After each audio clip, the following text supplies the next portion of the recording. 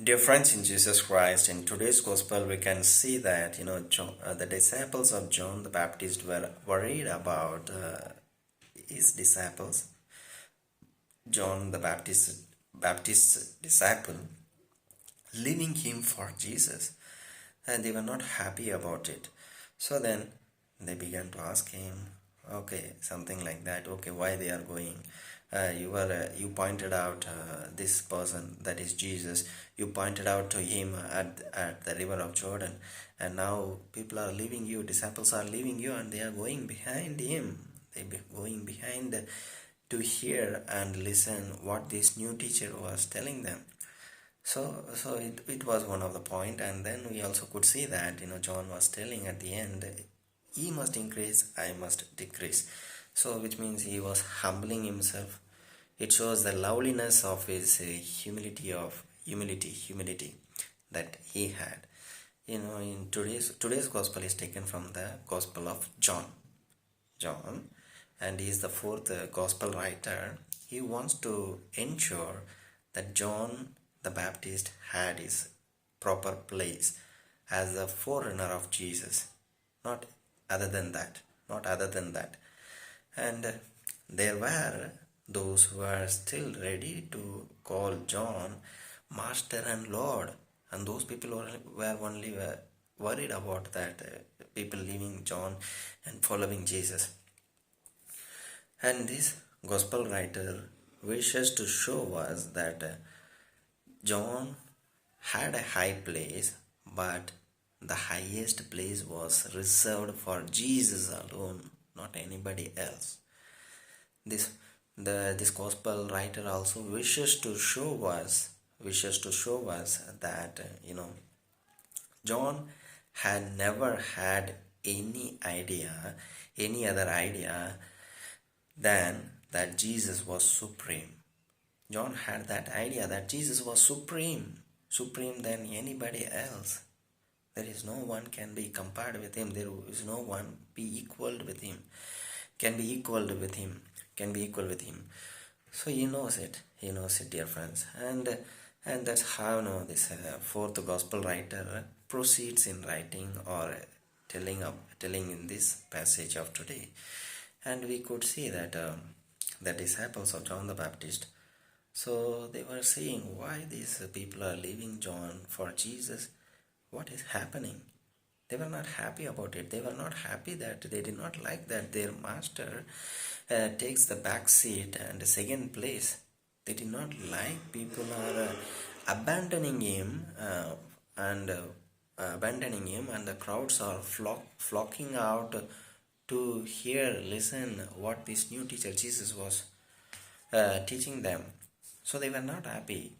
And John was very clear in his teaching, because he said to his disciples, he did not claim that he was the Messiah, and he himself was telling that he was the forerunner, he was an announcer, he was an herald, he was a preparer for the way of the Lord, the one who was to come. So he was a preparer for the way of the Lord. He was telling them, he was humbling himself before Christ, and he was very truth in his words, in his teaching, in his saying to his disciples, and he was properly guiding the disciples.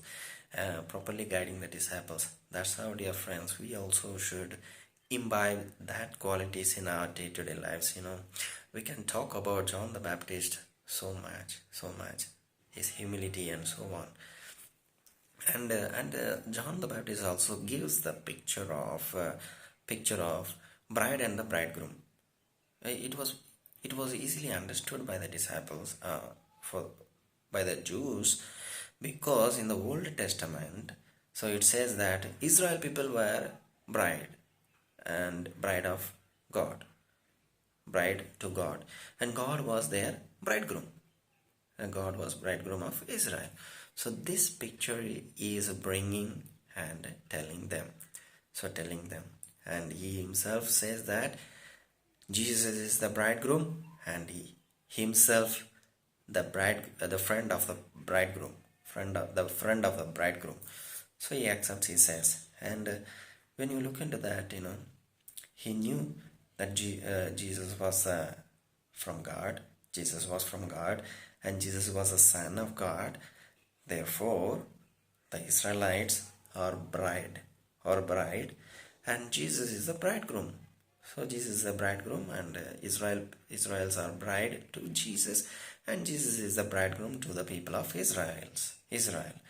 So, dear friends, this is what that John, in his teaching, John was telling his disciples. He was very clear, very sharp enough, and teaching them. So, looking at the way John was teaching, or the way John lived, so what could be our example? The humility that he had. So, humility is the greatest virtue that we can see in today's world. It is needed. I'm not telling people are following the virtue of humility, but it is needed, dear friends, in today's world, because people are going in different ways. Their ways are different. Each one take their own way of life. They seems to be like being being selfish. They do not want to live for others. They want to live for themselves, and for that reason they create their own life, and they do not bother about anybody. They do not bother about the poor people. They do not bother about those who need their help. And this is how the world is going, and so many things are happening.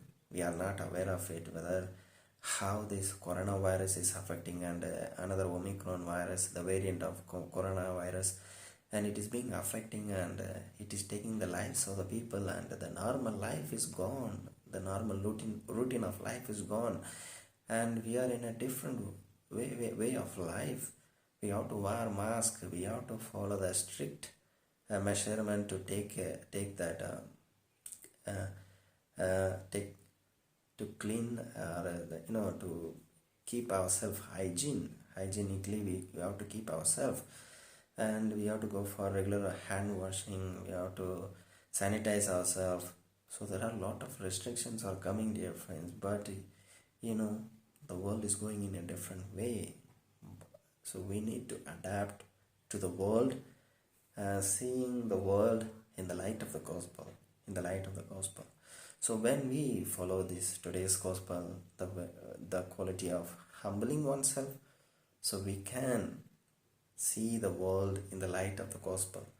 So therefore, dear friends, let us imbibe the qualities of Jesus that is found in today's gospel, so that we also will become like John the Baptist, being a preparer, the way preparer for the Lord, a preparer of the way for the Lord who is to come.